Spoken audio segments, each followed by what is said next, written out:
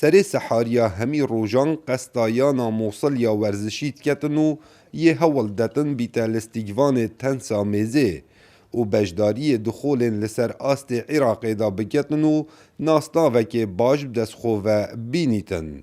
هر وصاب و خلکی دیار کتن کو خودم پیداویستین تایبت شیانین باش هنو هر کارک بکن ده سرکفتن اینن.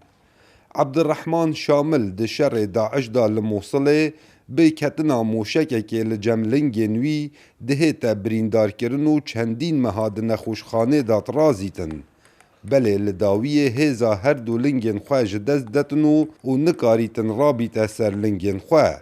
بله عبدالرحمن خورادستی قدر آخواه ناکتنو نها لستیگوانه که گلک باشو ده همان دم دا قطابیه.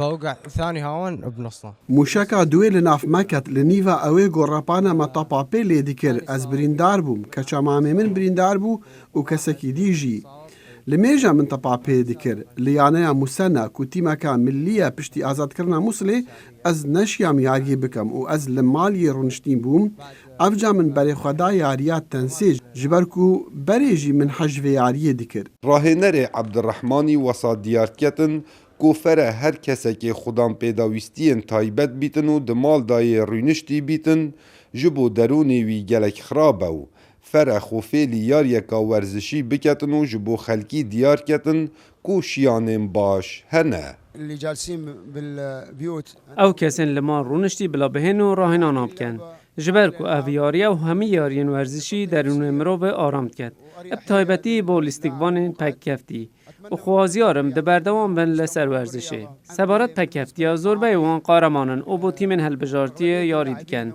بله ما پیداوشتی نینن وکو جهه که تایبت با راهنانا و حتی نوکه محولک نینه. نهال موصل جمارک زحف یا گنجان وکو عبدالرحمانی هزا لنگین خواه یا دستین خواه جدست داینه. به صدما اوی شر گران لموصل هاتیه کرن دناف برات جگدارین داعش و هزین عراقه. بله نمونین وکو اوی کری گلکتکی من ده بیاوه ورزش دا. جبرکو نهال لسر آسته که هر باش یاری دکتن. کاو عمر دنگ امریکا موصل.